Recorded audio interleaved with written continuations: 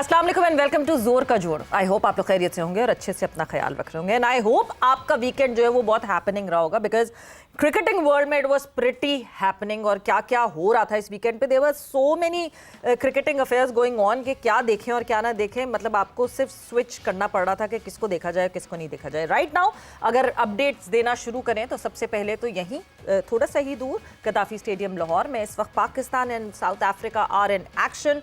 पाकिस्तान जिसका जो है स्टार्ट ऑफ जो है वो बहुत अच्छा हुआ था but they ended up with 378 and इस वक्त south Africa in action 211 for 6 South Africa. दो कोलैप्सेस ट्रिगर हुए पाकिस्तान की बैटिंग में मगर उन कोलैप्सेस को संभाला एंड देन फिर ट्रिगर हुआ। उसके हवाले से बात होगी। साथ ही साथ दूसरी तरफ देखें तो इंडिया एंड वेस्ट इंडीज़ की जो टेस्ट सीरीज चल रही है उसमें डे 4 एंड शायद वेस्ट इंडीज़ को जो है वो नहीं इतना चैलेंजिंग ओपोनेंट समझा गया था but West Indies showed some muscles और इंडिया को जो है वो पुश करके आगे तक ले गया, वरना लोगों को लग रहा था कि फोर्थ डे भी बहुत ज़्यादा हो गया है इस टेस्ट मैच के लिए। सो एक ये क्रिकेटिंग अफेयर चल रहा था during this weekend. Then India women versus Australia women, the ICC Women's World Cup is going on right now। और क्या कमाल हुआ विशाखापट्टनम में, और जहां चौके छक्कों की जो है वो बारिश हो रही थी वहां मैच खत्म होते ही जो है वो फौरन बारिश शुरू हो गई विशाखापट्टनम में। Indian women scoring 330 and Australian women chasing it down. एक ओवर बाकी रह गया था उनका and they chased it down and they one that match with 3 wickets. और जब दो बड़ी टीम एक दूसरे के मद्दे मुकाबिल होती हैं तो किस तरह का कॉम्पिटिशन होता है वो हमें देखने को मिला जब ये मुकाबला हुआ। Right now ICC women's World Cup की बात करें तो जो मैच इस वक्त जारी है that is Bangladesh women versus South Africa women, they are in action. ये मैच भी विशाखापट्टनम में खेला जा रहा है। इस वक्त जो है 40th ओवर हो चुका है, 144 फॉर 2 बांग्लादेश इज बैटिंग। सो ये सारी अपडेट है इस वक्त जो क्रिकेट चल रही है और इन्हीं सारे मैचेस के हवाले से हमारी होगी डिस्कशन। मैं हूँ सवेरा पाशा और मेरे साथ मौजूद है फलक चौहान और इन्हीं टॉपिक्स पर बात करने के लिए आज हमारे साथ स्टूडियोज में मौजूद है Raya Ajlan, sports analyst. Welcome to the show. Thank you. दूसरी तरफ हमारे साथ मौजूद है Hafiz Mohammad Imran, sports journalist. Welcome to the show. शुक्रिया मैडम, शुक्रिया। बिल्कुल। और वीडियो लिंक पर हमें ज्वाइन अच्छा। करेंगी Iram Javed, international cricketer. Iram, welcome to the show. Thank you. कैसे हैं आप लोग? ठीक हैं? हम बिल्कुल ठीक हैं, आप सुनाएं कैसी हैं? बिल्कुल ठीक है अल्हम्दुलिल्लाह। बस बिल्कुल खैरियत से। इरम कल जो है वो खैर मजा आया जिस तरह इंडियन वुमेन और ऑस्ट्रेलिया वुमेन का मैच देखा। मतलब it was a treat to watch for a cricket fan. बहुत मजा आया। मैं कहती हूँ कि संडे तो मेरा थोड़ा बिजी चल रहा था लेकिन मैंने सारा कुछ पीछे छोड़ के जिस तरह मैच देखा है और जिस तरह इंडिया ने बैटिंग की है ऐसा लग रहा था कि उनके सामने जो बॉलर्स खेल रहे हैं वो किसी कोई क्लब टीम खेल रही है या उनके ही कोई या लाइक जिस तरह उन्होंने बैटिंग किया और उसके बाद जिस तरह ऑस्ट्रेलिया ने वो चेस किया है उन्होंने बताया है कि वो किसी वजह से ही नंबर 1 है। और पेरी ने जिस तरह से टीम को कैप्टन ने 140 किया है लेकिन मैं ये बात कहूंगी कि जिस तरह पेरी इंजर्ड होके बाहर गई थी मैंने उसका फेस देखा।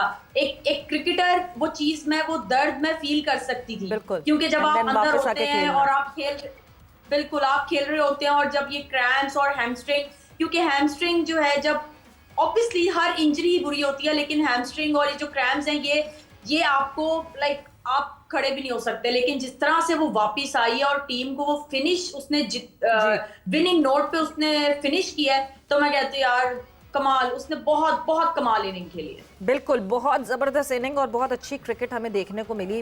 अजलान, आपको मैं ज्वाइन इन करूंगी, इस कॉन्वर्जेशन में ज्वाइन इन करवाऊंगी but before that the day has ended for Pakistan and South Africa. Day 2 ends here 216 for 6 South Africa and right now they are trailing by 162 runs. देखना यह है कि कल आने वाले दिन में और पहला सेशन बहुत इंपॉर्टेंट होगा कि क्या पाकिस्तानी बोलर्स पहले ही सेशन में जो है थैंक यू वेरी मच कह सकेंगे साउथ अफ्रीका को एंड अपनी बारी ले सकेंगे कि नहीं ले सकेंगे। But coming back to that discussion जो वुमेन्स वर्ल्ड कप में जिस तरह की परफॉर्मेंस हुई, बिल्कुल सही कहा इरम ने। जिस तरह India started off it was amazing. लग रहा था कि अनस्टॉपेबल है, उनको कोई रोक नहीं सकता। और जिस तेजी से रन्स बन रहे थे लग ऐसा रहा था कि 350 तो बनेंगे but then in the end the collapse triggered और जितना टोटल होना चाहिए था उससे वो 20-30 रन्स कम रह गए। May be that costed. Australia की जगह कोई और टीम होती तो 350 से ज़्यादा स्कोर हो जाता। ऑस्ट्रेलिया की जगह कोई और टीम होती तो चेस भी ना होता। So that's Australia. वो आई थिंक वो सिर्फ उनकी मेंस टीम नहीं, उनकी वुमेंस टीम भी मेंटली इतनी टफ है कि वो किसी भी वक्त जो है मैच को अपने हाथ से नहीं जाने देती। और क्रिकेट मैच का फ़ैसला हमेशा मैच के बाद ही हुआ करता है। मैच के दौरान आप फैसले को अपने ऊपर सादिर करके फिर पूरा मैच उस तरह से नहीं करवाते। तो उन्होंने कि जब तक मैच ख़त्म नहीं होता मैच में हम लोग हैं, उन्होंने इस चीज़ को अपना जो है बना के रखा हुआ मोटो के वो नेवर से डाई वाली उनकी अप्रोच होती है। और वो हमें कल भी उनकी उस कल वाले मैच में भी नज़र आई। और जिस तरीके से मैच फिनिश हुआ, इट वाज क्वाइट अ, वो जिस तरह के इस किस्म के ना बड़े फिल्मी किस्म के मैच हुआ करते हैं कि एक टीम है जो बहुत ज़्यादा आई और आती, उसने ब्लास्ट करके रख दिया बॉलर्स को और एक बड़ा टारगेट सेट किया, एंड देन दूसरी टीम फिर प्लेयर इंजर्ड होकर वापस बैटिंग करने आ रहे हैं, मतलब लगान वाली फीलिंग। हाँ, उसके बाद लास्ट बॉल पे जनाब बाउंड्री लग रही है। तो it was a very enterprising match. But सबसे ज़बरदस्त बात जो थी, the kind of interest crowd show to that match.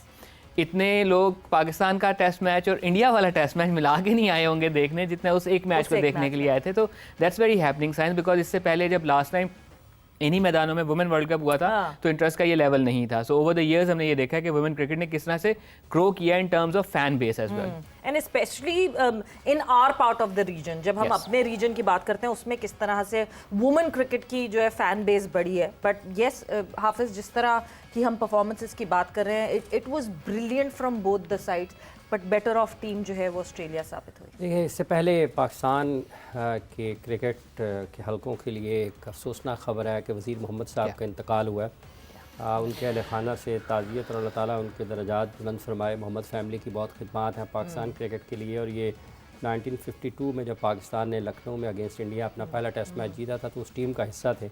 और मेरा ख्याल है ये अकलौते खिलाड़ी रह गए थे उस टीम में से जो हयात थे। शायद इसमें कुछ हो सकता है कि करेक्शन करनी पड़े, तस्हीह की ज़रूरत है। यही है, गालिबन ये आखिरी थे। वो तमाम खिलाड़ी जो 1952 में जिन्होंने पाकिस्तान के लिए पहला टेस्ट मैच जीता था अगेंस्ट इंडिया इन इंडिया, वो अल्लाह को प्यारे हो चुके हैं। तो इनके लिए शोएब मोहम्मद साहब के अंकल हैं और इन सारी फैमिली की पाकिस्तान क्रिकेट के लिए बहुत खिदमत है। अल्लाह इनके दर्जात बुलंद करे। जहाँ तक ताल्लुक़ इस चीज़ का है कि इंडिया और ऑस्ट्रेलिया के उस वनडे मैच का जिसमें 330 समथिंग चेज़ किया ऑस्ट्रेलिया ने, दोनों तरफ से आपको इनफरादी तौर पर बहुत अच्छे खेल का मुजाहरा भी देखने को मिला है। इंडिया के लिए ये दूसरा मैच है जहां उनकी बॉलिंग चैलेंज हुई है। और उसके साथ एक और चीज़ समझ में आती है, शायद कहीं लगता है कि वो रिलैक्स हो जाते हैं अर्ली विकेट्स लेने के बाद और उनका रिएक्शन ज़रा स्लो होता है इंडियन टीम का वाइल फील्डिंग या फिर बॉलिंग चेंजेस। हो सकता है एक वजह ये हो, लेकिन जिस तरीके से उन्होंने अगेंस्ट साउथ अफ्रीका एक मैच हारा है और अगेंस्ट ऑस्ट्रेलिया एक बड़ा चेज़ करवाया है, बॉलिंग तो उनकी चैलेंज हुई है। लेकिन उसके साथ साथ जो दोनों मैचेस में साउथ अफ्रीका की प्लेयर्स ने जो बैटिंग की है, इंडिया के प्लेयर्स भी बहुत अच्छे हैं। मतलब आप ये रतिका को देखें बैटिंग करते हुए, हरमनप्रीत को देखें, आपको लोग बहुत ज़्यादा स्मृति मंदाना की बात करते हैं क्योंकि जो पॉपुलर हो जाता है तो लोग फिर उसी को देखते हैं, बाकी लोग उसके शैडो में आ जाते हैं। पाकिस्तान में भी बहुत सारे लोग शुरू हो जाते हैं, उनको स्मृति के अलावा इंडियन टीम में किसी का शायद पता ही नहीं है। बट मंदाना की बैटिंग देखते हुए आपको मजा आता है। हाँ, लेकिन आप हरमनप्रीत को देखें, जैसे वो उसकी बैट स्विंग देखें।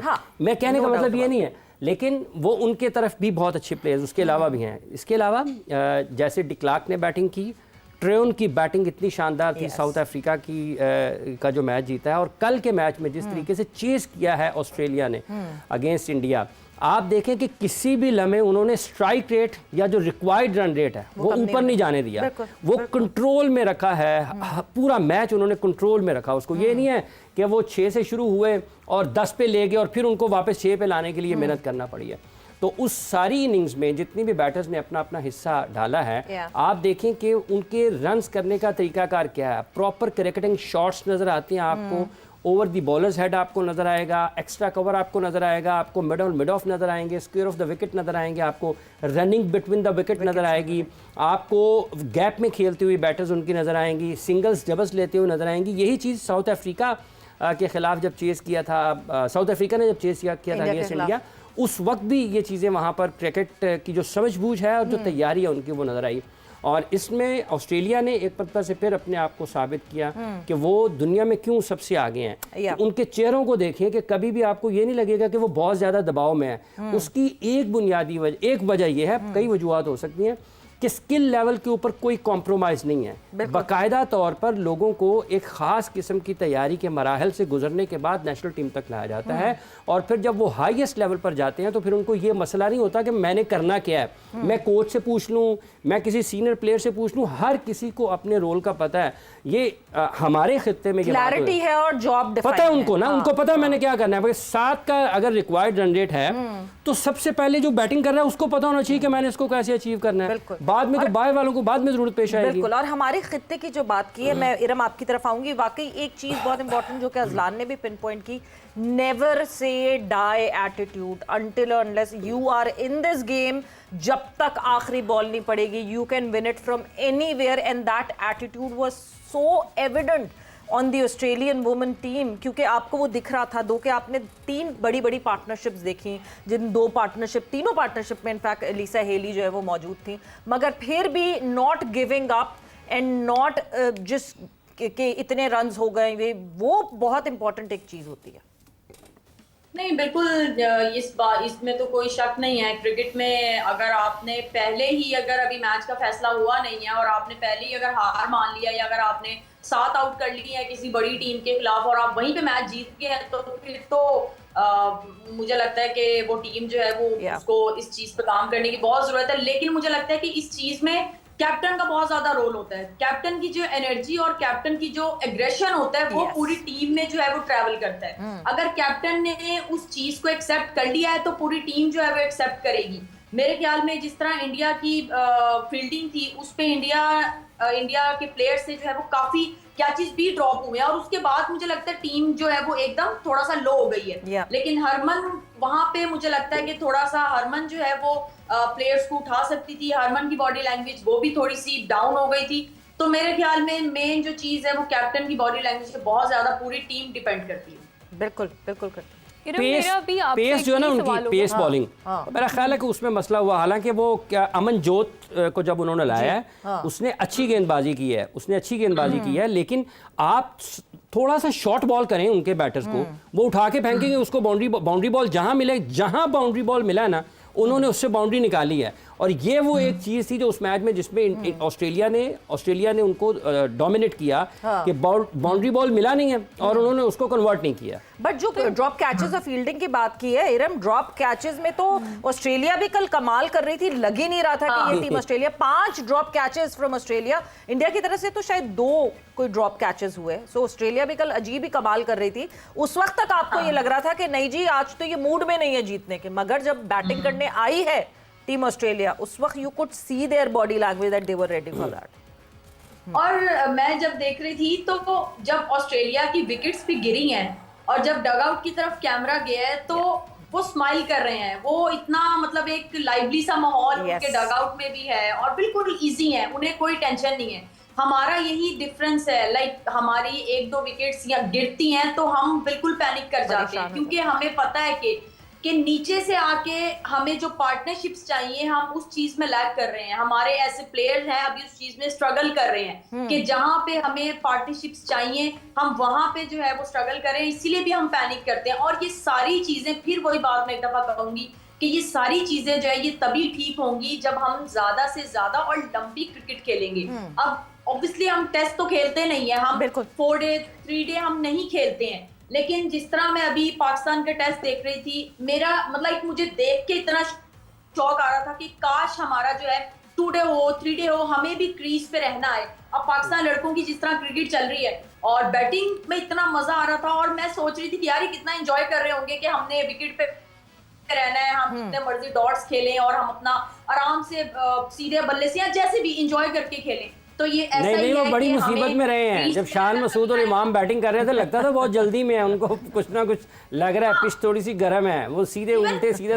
बाबर ने भी बहुत जल्दी की है, बाबर भी थोड़ा सा बहुत क्विक खेला है, लेकिन मुझे लगता है हमारे चारों बैटर्स ने दो बैटर्स ने 93 की हैं, 2 ने 75 किया, मुझे लगता है इन चारों ने अपनी सेंचुरी मिस की। अच्छा इरम, मैं यहाँ पर आपसे पूछना चाहूंगी कि इंडिया कहाँ पर लैग कर रहा है, क्योंकि अब देख रहे हैं कि साउथ अफ्रीका से भी इंडिया हारा और उसके बाद फिर ऑस्ट्रेलिया से भी हार गया।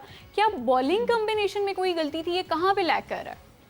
अच्छा, इंडिया का मैं ये कल देख रही थी कि हाफिज भाई को भी शायद मुझे बता सकते हैं, लेकिन जितना मैंने देखा है मुझे नहीं लगता कि इंडिया के टीम में कोई लेग स्पिनर है।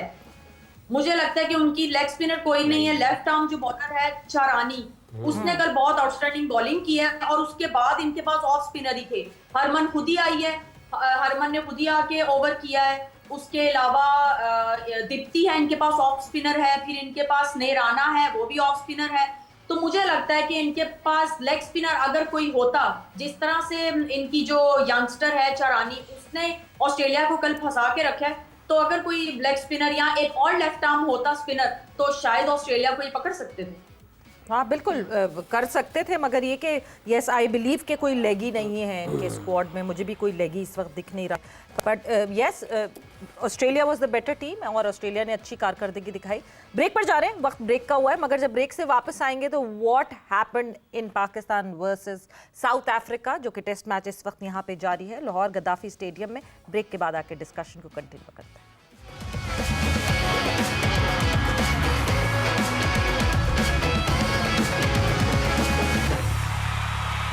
वेलकम बैक टू जोर का जोड़, और हम बात कर रहे हैं आईसीसी विमेन वर्ल्ड कप और Pakistan South Africa test series के हवाले से। बिल्कुल जी, और पाकिस्तान साउथ अफ्रीका की जो टेस्ट सीरीज इस वक्त जारी है, डे 2 का अख्ताम हो चुका है। 378 पाकिस्तान ने स्कोर किया अपनी पहली इनिंग में। 216 रन फॉर 6 जो है वो साउथ अफ्रीका ने डे 2 पे एंड किया है। And Azlan, talking about this, जो जिस तरह की परफॉर्मेंस रही पाकिस्तान टीम की, एक तो ये कि बहुत जल्दबाजी में थे, जिस तरह इरम ने भी कहा कि जल्दी लग रही थी, हाफिज साहब ने भी यही कहा कि जल्दी लग रही थी। Good centuries missed, and then what is wrong with Babar Azam and when will Babar Azam click? जल्दी ना सिर्फ बैटर्स को नहीं थी, अवाम को भी बहुत जल्दी थी। बाबर आजम आउट हुए तो वो भी जाना शुरू हो गया। पर इंटरेस्टिंगली उनके जाने के बाद ना कुछ लोग आए भी। कल बाहर बहुत अच्छी लंबी लाइन लगी हुई थी। जो लोग गए ना, उन्होंने कहा अब आए तो हमें इंतजार तो किया ना, हम चलते हैं। तो बाद में लोगों के जाने के बाद भी स्टैंड्स फुल रहे। एंड अनऑफिशियल नंबर यही है कि 10 से 12 हज़ार के दरमियान लोगों ने देखने हैं, हेल्दी नंबर। तो खाली स्टेडियम मैच नहीं हो रहा था। ऑल्सो अगर प्लेयर्स ने अपनी सेंचुरी मिस की है ना, तो वो लोग जो उस वक्त आउट होने के बाद स्टेडियम छोड़ के गए ना, उन्होंने भी एक बहुत अच्छी पार्टनरशिप मिस की है कल। बिकॉज उस कोलैप्स के बाद सलमान अली आगा एंड मोहम्मद रिजवान ने जो एक इनिंग खेली, वो परहैप्स इस कल के दिन की हाईलाइट। ऑल्दो इमाम ने बहुत अच्छी अपना कमबैक किया, बट उसके बारे में खैर मैंने लिखा भी, बट मुझे अब इस वक्त ये लग रहा है कि वो जो इनकी इनिंग्स थी, जिन्होंने एक पार्टनरशिप बनाई, जो कि बाद में एक रिकॉर्ड पार्टनरशिप बनी, वो बहुत ज़बरदस्त थी। एंड उसमें आई थिंक बहुत बड़ा रोल ये है कि दोनों फर्स्ट क्लास का मैच खेल के आ रहे थे। सो उनके जो ब्लेड्स थे ना, वो बड़े ताज़ा थे, उनको अंदाजा था। फोकस यही करते हैं कि दोनों फर्स्ट क्लास का मैच खेल कर आ रहे थे। क्यों बाबर आजम को किसी टीम ने नहीं इजाजत दी कि आप हमारे पास आके खेलने? Why was Babar Azam in the nets roaming here and there? उससे कुछ दिनों पहले ही was playing a local tournament. क्यों बाबर आजम को कायदे आजम ट्रॉफी खेलना मना है? मना बिल्कुल नहीं है, बट क्या वो खेलना चाहते हैं? क्या उन्होंने इजाज़त मांगी खेलने की? अगर वो कहते हैं कि मैंने खेलना है, तो कोई भी टीम अपना दरवाज़ा खोल देती है उनको खेलने के लिए। क्या वो खेलना चाहते हैं? क्या मतलब, मैं अगर एम्प्लॉय हूँ समा की और अगर मेरा हेड मुझे कहता है कि आपने ये जाके करना है, तो मैंने करना है।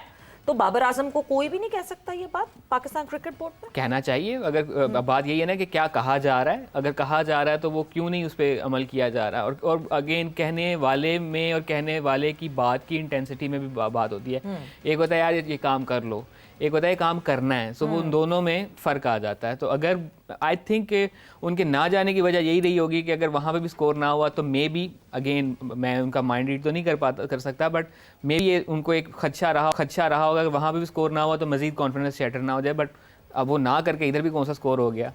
बट अगर चले जाते तो जिस किस्म के वहाँ मैचेस हो रहे हैं, मैं क्रिकेट क्वालिटी को बहुत वहाँ पे मतलब क्रिटिसाइज नहीं कर रहा, बट रन बन जाने थे तो वो थोड़ा सा कॉन्फिडेंस बहाल हो जाता है कि अच्छा रन बन रहे हैं। दूसरी मुझे जो चीज़ फील हुई है, वो आई थिंक एक फॉर्मर टेस्ट क्रिकेटर ने भी पॉइंट आउट की थी कि may be he is batting bit of a heavy bat, जो कि T20 एंड शॉर्टर फॉर्मेट में यूज़ होता है। तो मे बी इन लोगों की प्रैक्टिस में भी मसले मसाइल हैं कि वो हैवी बैट यूज कर रहे हैं लाइटर बैट के साथ, जैसा यूनुस खान किया करते थे। इतने सालों से एक बंदा खेल रहा है, उसको यही नहीं पता कि वो कौन सा बैट में कौन से फॉर्मेट में। इससे अंदाजा लगाए ना कि आपका फोकस नहीं बन पा रहा, आप नहीं समझ पा रहे कि आपकी गलतियां क्या हैं और आप उन गलतियों को ठीक नहीं कर पा रहे। और अगर आपको कोई मसला आ रहा है तो किसी से पूछ लेने में कोई मसला नहीं है। क्या अब अगेन इसको बहुत अच्छे तरीके से जो है वो समझना पड़ेगा कि क्या इनकी प्रैक्टिस में कोई मसला है, क्या इनकी वर्क एथिक में कोई मसला आ रहा है, क्या जिस तरीके से इनको प्रैक्टिस करवाई जा रही है उसमें मसला आ रहा है। Net is a good thing but net एक बहुत बड़ा स्कैम भी है, बिकॉज मैंने कई ऐसे प्लेयर्स देखे हैं कि जो नेट में चले जाते हैं और फिर उसके बाद ना उनको मस्जिद में ऐलान करके बाहर बुलवाना पड़ता है कि प्लीज़ बाहर आ जाओ, बट मैच में वो परफॉर्मेंस और वो जो उनकी नेट फाड़ सिलसिला चल रहा होता है नेट के अंदर, वो मैच में पता नहीं 124 छक्के कौन से छक्के थे वो जो 200 पता नहीं कितने वही ना वो फिर मटेरियलाइज नहीं हो पाती। तो नेट की प्रैक्टिस और मैच की प्रैक्टिस में बहुत फर्क होता है। एंड अगेन नेट की प्रैक्टिस में भी आप आइदर बॉलर के हाथ से प्रैक्टिस कर रहे हैं या थ्रो डाउन्स करवा रहे हैं विद साइड आर्म, उससे बहुत फर्क पड़ता है। बिल्कुल, उससे बहुत फर्क पड़ता है। फलक, आपकी प्रैक्टिस की क्वालिटी क्या है? अजलान साहब, चलिए बाबर आजम की तो बात हो गई है, इमामुल हक का आपको कमबैक कैसा लगा? क्या वो उम्मीदों पर पूरा उतरे और काउंटी की परफॉर्मेंसेस का क्या उनको फ़ायदा हुआ है, आपको लगता है ऐसा? इमाम कंसिस्टेंटली पिछले कुछ अरसे से एक बहुत अच्छा खेल रहे हैं, भी उनके मुतालिक एक वो भी एक वो जो एक इनकी इमेज बनी हुई थी उस इमेज से भी बाहर निकलने की वो कोशिश कर रहे हैं। वो जो उनकी for the lack of a better word गैर निसाबी सरगर्मियाँ चल रही थी, उस इमेज से भी वो बाहर निकलने की कोशिश कर रहे हैं। तो अभी का जो उनका कमबैक है वो प्योरली उनकी बैट की बेस के ऊपर हुआ है। वो चाहे एनहांस करें किस इमेज से निकलने की बात करें, मैंने बोला ना गैर निसाबी सरगर्मियाँ, निसाब तो उनका बैटिंग करना है या फील्डिंग करना है, बिकॉज पॉइंट के बहुत अच्छे फील्डर हैं। तो अभी का जो उनका कमबैक है वो purely on the basis of bat है। He is a very good player. एक दफ़ा हाफिज़ साहब से मेरी ऑफ एयर बात हो रही थी कि इसने खेल ही जाना था, इसको फास्ट ट्रैक करके ना हमने इसके साथ भी ज्यादती की बिकॉज पे एक स्टैंप लग गई।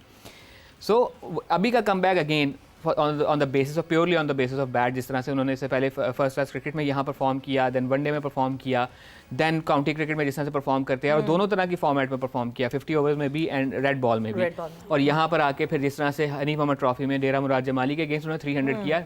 आप कह सकते हैं जी एक स्लाइटली माठी टीम के खिलाफ किया, बट 300 रन आपने वहां खड़े होके करना है, आपने लूडो भी नहीं करना, जिसके खिलाफ भी करना है। 300 रन तो वो बना रहे हैं, तो वो 300 रन होते हैं। बिल्कुल। इरम की तरफ जो है मैं मूव ऑन करना चाहूंगी। इरम, वाकई इमामुल हक की बात करें तो यस, वो कहते हैं ना बार बार के coming back with a bang every time when he is not around and when he comes back with a bang, और अपने ऊपर जितनी वो सारी बातें चल रही होती हैं उन सारी बातों को हटाता है। सो इमाम्स 93 जो कि 100 में हो सकते थे कन्वर्ट, और कहीं ना कहीं he miss that out. And then Salman Ali आगाज 93। What difference do you see in both of them? एक कोलैप्स से पहले था, एक कोलैप्स के बाद। नहीं, जिस तरह इमाम ने आके अपनी इनिंग जो है वो स्टार्ट किया, पिछले 2-3 महीनों से इमाम जो है वो माशाल्लाह बहुत अच्छी क्रिकेट खेलते हुए आ रहे हैं। वो चाहे पाकिस्तान से बाहर थी या पाकिस्तान में आके उन्होंने खेली, और अब जिस तरह से इन्होंने आज की कल जिस तरह उन्होंने अपनी इनिंग स्टार्ट की है, बहुत बहुत मज़ा आया देखकर। और इमाम का हमेशा से जो खेलने का स्टाइल है, बेशक वो लेफ्टी हैं और मैं राइटी हूँ, लेकिन मुझे उनका जिस तरह से वो खेलते हैं, मुझे उनका स्टाइल बहुत पसंद है। वो एक स्टाइलिश, प्रॉपर एक स्टाइलिश बैटर लगते हैं मुझे।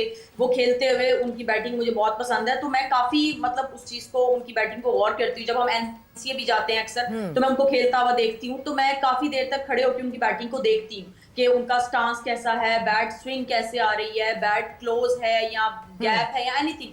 तो वो चीज़ मुझे इनकी बैटिंग वैसी पसंद है। हाँ, 93 अगर किया था तो मेरे ख्याल में टेस्ट का 100 तो 100 ही होता है, वो इन्होंने मिस किया है। और सेम सलमान अली आगा, जिस तरह से मुझे लगता है कि सलमान अली आगा ने जिस तरह से अभी एशिया कप खेल के आए हैं, बेशक वो T20 गेम थी, लेकिन कैप्टन थे और जो प्रेशर उनके माइंड में थे और जो लोगों की तरफ से भी ऑब्वियसली क्रिटिसिज्म जो चल रहा था, वो सारा प्रेशर, वो चीजें, उन सबको पीछे छोड़ के जिस तरह से सलमान अली आगा ने जिस तरह से पाकिस्तान के लिए इनिंग खेली है, तो बहुत इस चीज पे हमें अप्रिशिएट करना चाहिए। Very important, very important inning और बहुत जरूरी थी। जिस तरह कोलैप्स ट्रिगर हुआ था, उस कोलैप्स को रोकना और उसके बाद जो है इस तरह की इनिंग खेलना। हाफिज, कमिंग टूवर्ड्स यू, जोर्जी एक आखिरी कांटा मुझे लगता है वो रह गया। आई होप कि कल पहले सेशन में जो है वो जोर्जी को हम कहें थैंक यू वेरी मच, क्योंकि उसके बाद तो इट्स जस्ट द टेल। अच्छा, इससे पहले एक चीज़ और, क्योंकि कुछ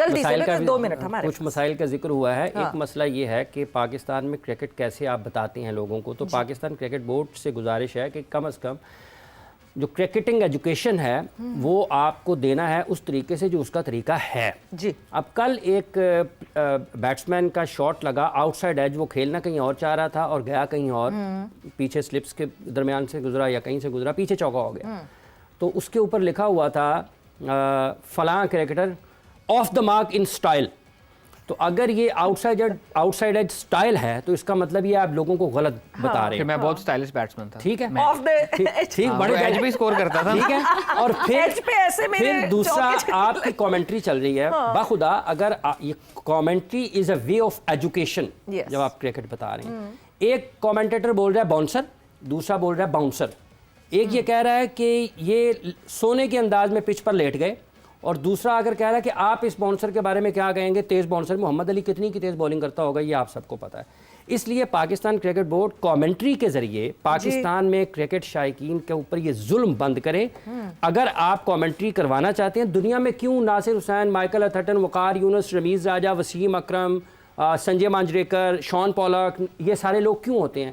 क्रिकेट को एक्सप्लेन करने के लिए आपको कम से कम उन लोगों को बिठाना है जो उसको अच्छे तरीके से एक्सप्लेन करें, और जो लोग उनको सुन रहे हैं या देख रहे हैं उनके स्टैंडर्ड्स हाईएस्ट लेवल पर रहने चाहिए। ये ना हो कि एज पे चौका लगा है, बैट्समैन ने शॉट के देखा पीछे चौका हो गया तो आपने कहा ऑफ द मनी।